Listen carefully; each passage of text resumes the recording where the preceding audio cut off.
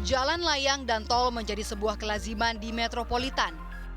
Untuk berbagai alasan, infrastruktur ini dibangun demi memfasilitasi kebutuhan dan kenyamanan transportasi. Pembangunan infrastrukturnya juga tidak sembarangan. Ada syarat kelayakan fisik yang ketat.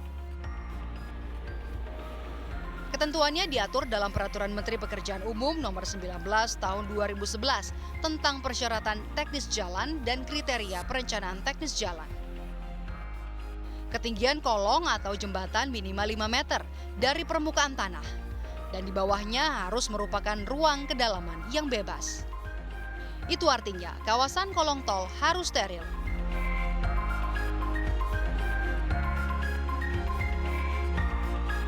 Pun halnya pemanfaatan kawasannya, jelas tidak boleh sembarangan. Kolong tol tidak bisa diperuntukkan sebagai tempat hunian. Inilah kehidupan kolong tol ibu kota. Kolong Tolodan adalah salah satu potret lain dari kota Jakarta. Setidaknya ada 400 kepala keluarga yang tinggal dan hidup di bawah kolong tol Wiyoto Wiono di kawasan Pademangan, Jakarta Utara. Secara status bisa dibilang warga di sini tinggal di pemukiman liar. Sebab mereka menempati kolong tol yang seharusnya tidak dihuni dan ditempati. Namun faktanya pemukiman di sini dilengkapi aneka fasilitas. Listrik punya meteran, kalau listrik resmi. Punya meteran masing-masing. Tidak cuma listrik, warga kolong juga menikmati fasilitas air bersih untuk mandi dan minum. Sebagian besar dari mereka bahkan memiliki mesin penyedot air tanah atau jet pump. Yang rumah ngebor sendiri atau? Rata-rata setiap rumah punya saya.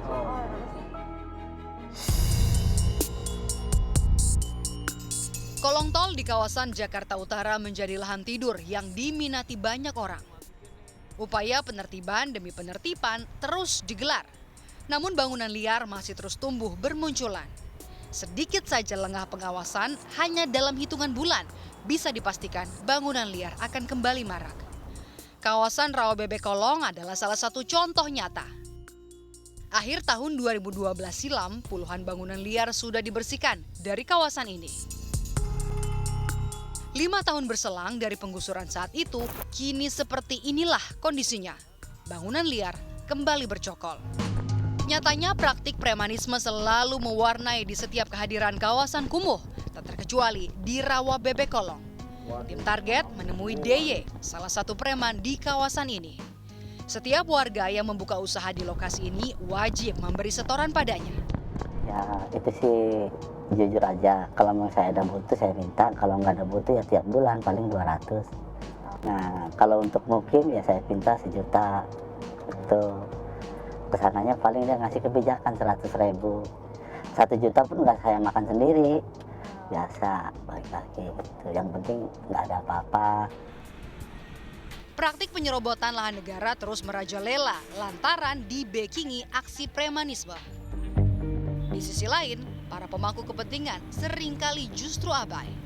Hunian liar lancar mendapat pasokan air dan listrik, yang notabene keduanya adalah bagian dari fasilitas pelayanan negara. Seyogyanya juga dari instansi dalam hal ini perusahaan listrik negara, apabila penyambungan di tempat yang memang bukan kurang artinya yang tidak diperbolehkan, ya nggak usah ada penyambungan. Tinggal dan bermukim di kolong tol sebenarnya cukup beresiko.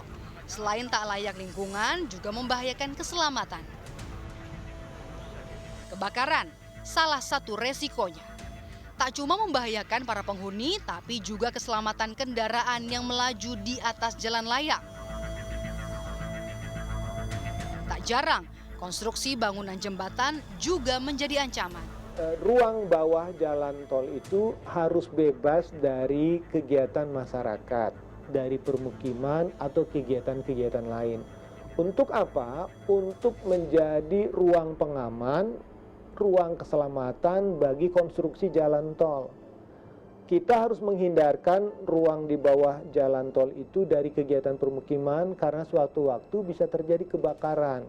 Dan pengalaman ini pernah terjadi di jalan tol ke arah pelabuhan itu ketika ada pemukiman liar terbakar dan itu membahayakan konstruksi jalan tol. Tingginya laju urbanisasi yang tidak disertai bekal keahlian turut menyumbang tingginya angka pemukiman liar di perkotaan. Versi Bank Dunia, laju urbanisasi di Indonesia adalah tercepat di Asia, melebihi Cina dan India. Sekitar 36% atau 10 juta jiwa masyarakat miskin tinggal di perkotaan, termasuk Jakarta. Tetapi yang ada di kolong ini adalah masyarakat yang benar-benar asetnya sudah habis dan tidak mampu apa-apa. Sebenarnya tugas negara untuk kemudian memberikan mereka solusi yang jelas, bukan kemudian malah mengikat mereka atau membebani mereka dengan hal-hal lain yang semacam tanda petik itu tadi, rumah susun. Pengeluaran mereka lebih besar dan jauh dari mata pencarian. Tetapi ketika orang mengatakan, kami tidak punya pilihan, kami tidak punya alternatif lain, dan kami anggap itu biayanya lebih murah dibandingkan tempat yang baru, walaupun itu tidak mau saya tetap melakukan itu. Karena mungkin itulah pilihan yang tidak ada. Sekarang yang dibutuhkan adalah bagaimana caranya menata, membina, kemudian juga melakukan upaya relokasi yang lebih manusiawi pada tempat yang lebih layak. Hingga saat ini, pemerintah DKI terus membangun rumah susun sederhana. Jumlahnya mencapai 21.000 unit tersebar di 15 lokasi. Sebagian warga menolak pilihan tinggal di Rusunawa dengan alasan keterbatasan sumber penghidupan. Ibu kota, kota metropolitan Jakarta bukanlah kota terlarang bagi warga pendatang. Namun, pemukiman liar jelas tidak bisa terus dibiarkan.